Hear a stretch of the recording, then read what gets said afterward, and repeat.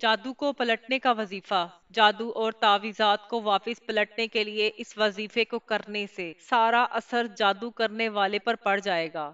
محترم ناظرین و سامعین، کبھی آپ کو لگا ہے کہ ہر دروازہ بند ہو چکا ہے، نہ ڈاکٹر کی دوائی اثر کرتی ہے، نہ عامل کے عمل سے سکون ملتا ہے، نہ ہی کسی بزرگ کے دم سے مسئلہ ختم ہوتا ہے، اور اسی دوران کوئی اشارہ، کوئی واقعہ، کوئی خواب، کوئی بات آپ کو سوچنے پر مجبور کر دیتی ہے کہ شاید کسی نے جادو کیا ہے، شاید کوئی حسد کی آگ میں جل کر مجھے برباد کرنے پر تلا ہے۔ مگر سوال یہ ہے کہ آخر یہ سب پلٹے گا کیسے؟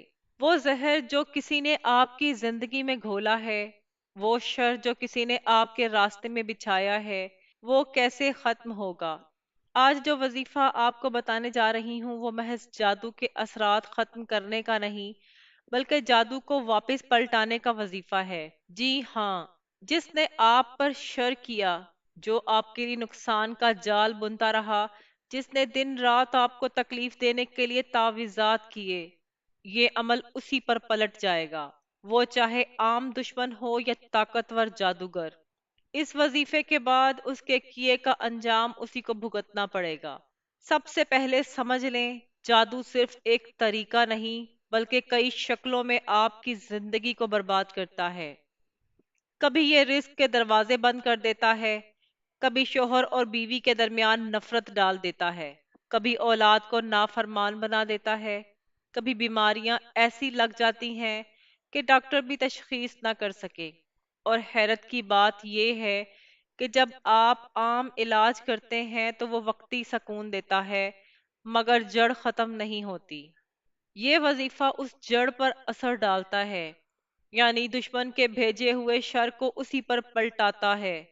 جو دل کی خواہش ہے، جو دل کی مراد ہے، گھر میں پریشانیاں ہیں، مصیبتیں ہیں، دکھ ہیں، تکلیفیں ہیں، رزق کی تنگی ہے، اولاد کی پریشانی ہے، لین دین کا معاملہ ہے، گھریلو جھگڑے ہیں، رشتوں کے مسائل ہیں، یہ وظیفہ ان سب کے لیے ایک روحانی ڈھال کا کام کرتا ہے۔ اگر آپ کو لگتا ہے کہ گھر میں بلا وجہ لڑائیاں ہو رہی ہیں، میاں بیوی میں محبت ختم ہو رہی ہے، بچے بات نہیں مانتے، یا بار بار کاروبار میں نقصان ہو رہا ہے، تو یہ عمل اس کی اصل وجہ کو ختم کر دیتا ہے۔ اللہ کے حکم سے دشمن کے بھیجے ہوئے اثرات واپس اس پر پلٹتے ہیں، اور وہ خود اسی جال میں پھنس جاتا ہے جو اس نے آپ کے لیے بچھایا تھا۔ یہ عمل خاص طور پر ان لوگوں کے لیے طاقتور ہے جو برسوں سے کسی کے جادو کا شکار ہیں اور ان کو راستہ نہیں مل رہا۔ اور اگر آپ کو یہ لگے کہ کوئی رشتہ دار، ہمسایہ یا جان پہچان والا حسد میں جل کر آپ کی ترقی کو روکنے پر تلا ہوا ہے، تو اس وظیفے کے بعد اس کی حسد کی آگ اسی پر لوٹتی ہے۔ آپ کو سکون ملتا ہے جبکہ دشمن بے چین ہو جاتا ہے۔ یاد رکھیں، جب آپ یہ وظیفہ کریں گے تو دشمن کو اس کا فوراً اثر محسوس ہوگا۔ وہ حیران ہو جائے گا کہ اچانک اس کی زندگی میں کیا ہو گیا، اور ہو سکتا ہے وہ آپ کے پاس آ کر کہے، تم نے کیا پڑھنا شروع کر دیا ہے؟ تب آپ کو سمجھ جانا چاہیے کہ وظیفہ اثر دکھا رہا ہے۔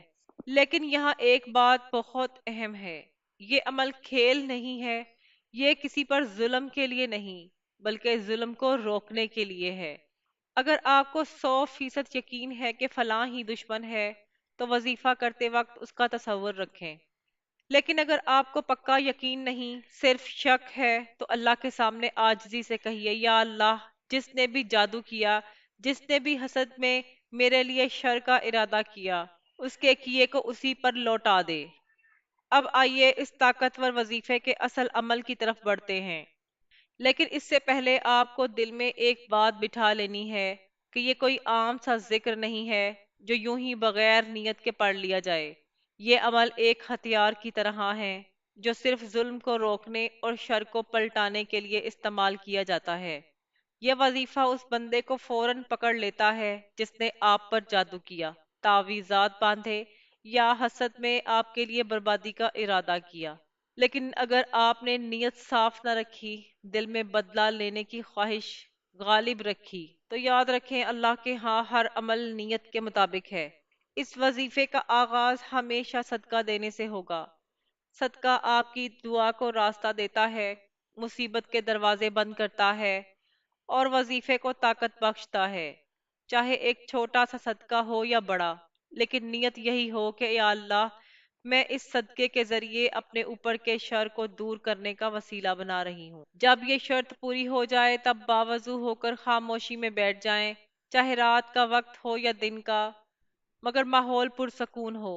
پھر نیت دل میں یوں کریں، یا اللہ، جس کسی نے میرے لیے شر کا ارادہ کیا، جس نے جادو کیا، تعویذ باندھے یا حسد میں میرے لیے نقصان چاہا، اے اللہ اس کے کیے کو اسی پر پلٹا دے اور مجھے اس کے شر سے محفوظ رکھ۔ اگر آپ کا پکا یقین ہے کہ فلاں ہی آپ کا دشمن ہے تو نیت کے وقت اس کا تصور رکھ سکتے ہیں، لیکن اگر یقین نہیں تو اللہ کے سپرد کر دیں کہ یا اللہ، تو بہتر جانتا ہے کہ کس نے شر کیا، اس کے شر کو اسی پر واپس کر دے۔ محترم ناظرین، ہم بات کر رہے ہیں جادو کو پلٹنے کا وظیفہ۔ جادو اور تعویذات کو واپس پلٹنے کے لیے اس وظیفے کو کرنے سے سارا اثر جادو کرنے یا کروانے والے پر پڑ جاتا ہے۔ تو آئیے اب میں آپ کو وہ وظیفہ بتاتی ہوں کہ سب سے پہلے نمبر پر 21 مرتبہ آپ نے درود ابراہیمی پڑھنا ہے۔ کیوں؟ کیونکہ ہر وظیفے کی قبولیت کے لیے نبی کریم صلی اللہ علیہ وآلہ وسلم پر درود پڑھنا شرط ہے۔ یہ دعا کو عرش تک پہنچانے کا وسیلہ بناتا ہے۔ پھر اصل طاقتور حصے پر آئیں، یعنی 225 مرتبہ سورت کوثر۔ لیکن یاد رکھیں، ہر دفعہ بسم اللہ الگ نہیں پڑھنی، صرف پہلی بار بسم اللہ پڑھ کر پھر لگاتار سورت کوثر کو پڑھتے جائیں۔ یہ 225 مرتبہ سورت کوثر پڑھنے کے بعد دوبارہ 21 مرتبہ درود ابراہیمی پڑھیں۔ پھر دونوں ہاتھ اٹھا کر دل کی گہرائی سے وہی دعا کریں، یا اللہ، جس نے میرے لیے نقصان کا ارادہ کیا، میرے راستے بند کیے، حسد یا جادو سے مجھے تکلیف دی، یا اللہ تو اس کے شر کو اس پر ہی پلٹا دے اور مجھے اس سے محفوظ رکھ۔ یہ پورا عمل صرف ایک دن میں بھی کیا جا سکتا ہے، مگر زیادہ اثر کے لیے اسے 3 دن یا 7 دن لگاتار کرنا بہتر ہے۔ ہر بار صدقہ دیں، چاہے تھوڑا ہی کیوں نہ ہو، کیونکہ صدقہ اس عمل کی راہ ہموار کرتا ہے، اور سنیں، اس عمل کے بعد اثرات ظاہر ہونے لگتے ہیں۔ جادوگر کو اپنے کیے کا بوجھ محسوس ہونا شروع ہو جاتا ہے، اس کی زندگی میں عجیب پریشانیاں آتی ہیں، اس کے بنے ہوئے کام بگڑ جاتے ہیں، اس کے چہرے پر گھبراہٹ آتی ہے، اور کئی بار وہ خود آپ کے پاس آ کر پوچھتا ہے کہ کیا تم نے کچھ پڑھنا شروع کیا ہے؟ یہ عمل اتنا طاقتور ہے کہ بڑے سے بڑا جادوگر بھی اس کے اثر سے نہیں بچ سکتا۔ لیکن یاد رکھیں، یہ عمل ظلم کے لیے نہیں، بلکہ ظلم کے مقابلے کے لیے ہے۔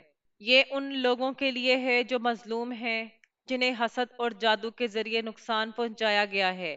جب آپ یہ عمل دل کی صفائی، اللہ پر مکمل یقین اور صحیح نیت کے ساتھ کرتے ہیں تو اس کے اثرات فوراً ظاہر ہونا شروع ہو جاتے ہیں۔ لیکن یاد رکھیں، یہ اثرات ہر انسان پر الگ انداز میں سامنے آتے ہیں۔ بعض اوقات ایسا ہوتا ہے کہ آپ کو سکون کی لہر محسوس ہوتی ہے، جیسے کوئی دباؤ جو عرصے سے سینے پر تھا وہ ہٹ گیا ہو۔ کبھی رات کو عجیب و غریب ڈراؤنے خواب آنا بند ہو جاتے ہیں۔ کبھی آپ دیکھتے ہیں کہ جس کام میں بار بار رکاوٹ آ رہی تھی وہ اچانک آسان ہو گیا ہے۔ اور سب سے خاص بات، دشمن خود اپنے جال میں پھنس جاتا ہے۔ یہ بھی ممکن ہے کہ جس نے جادو کیا وہ خود گھبراہٹ میں آپ کے پاس آئے۔ وہ کبھی بہانے سے پوچھے کہ تم نے کوئی دم کروایا ہے، کوئی وظیفہ پڑھا ہے، یا پھر وہ کسی اور سے یہ بات آپ تک پہنچانے کی کوشش کرے، کیونکہ جب اس کے کیے ہوئے تعویذ یا جادو کا اثر الٹا اس پر پڑنا شروع ہوتا ہے تو وہ سمجھ جاتا ہے کہ کوئی روحانی ڈھال اس کے سامنے آ گئی ہے۔ لیکن یہاں ایک اور اہم بات سمجھنا ضروری ہے، جب آپ یہ عمل کرتے ہیں تو ممکن ہے کہ جادو کرنے والا بھی اپنی شرارت کو بڑھانے کی کوشش کرے۔ ایسے میں گھبرانا نہیں ہے۔ نبی کریم صلی اللہ علیہ وآلہ وسلم نے فرمایا کہ جادوگر کبھی کامیاب نہیں ہوتا، اور قرآن نے واضح کہا ہے کہ جادوگر جہاں بھی جاتا ہے ناکام ہوتا ہے۔ لہٰذا آپ کو چاہیے کہ اس وظیفے کو کرنے کے ساتھ ساتھ اپنے ایمان کو مضبوط رکھیں، 5 وقت کی نماز نہ چھوڑیں، اور سورۃ فلق اور ناس کو صبح شام اپنی حفاظت کے لیے پڑھتے رہیں۔ اب رہی بات احتیاطوں کی، تو وہ بھی ذہن نشین کر لیں۔ پہلی بات، اس وظیفے کو کبھی بھی بدلے کی نیت سے نہ کریں۔ یہ صرف اس کے شر کو پلٹانے کے لیے ہے جس نے آپ پر ظلم کیا۔ دوسری بات، اس عمل کے دوران باوضو رہنا لازم ہے، چاہے دن میں کریں یا رات میں۔ تیسری بات، اگر آپ کو پکا یقین نہیں کہ کون دشمن ہے، تو کسی کا نام دل میں نہ لائیں، بلکہ اللہ کے سپرد کر دیں کہ یا اللہ، تو بہتر جانتا ہے کس نے جادو کیا، تو اس کا انجام اسی پر لوٹا دے۔ چوتھی بات، اس وظیفے کو کرتے وقت کسی سے ذکر نہ کریں، خاموشی سے کریں، کیونکہ بعض اوقات دشمن کو پتہ چل جائے تو وہ اور بھی مکاری کرنے لگتا ہے۔ جب یہ عمل صحیح طریقے سے کیا جاتا ہے تو اللہ کے حکم سے اس کا اثر دیر پا ہوتا ہے۔ یہ نہ صرف جادو کو پلٹاتا ہے، بلکہ آپ کے اوپر کے روحانی اثرات کو بھی صاف کرتا ہے۔ اور اگر آپ کو لگے کہ دشمن نے دوبارہ کوشش کی ہے، تو یہ عمل دوبارہ کیا جا سکتا ہے، اور ہر بار صدقہ دینا اس کو مزید طاقت دیتا ہے۔ اور سب سے بڑی نشانی یہ ہوتی ہے کہ آپ کی زندگی میں جو رکاوٹیں برسوں سے جمی ہوئی ہوتی ہیں، وہ ہٹنا شروع ہو جاتی ہیں۔ رزق میں وسعت آتی ہے، گھر کے جھگڑے ختم ہو جاتے ہیں، دل کو سکون ملتا ہے، اور اللہ ایک نئی روشنی آپ کے راستے پر ڈال دیتا ہے۔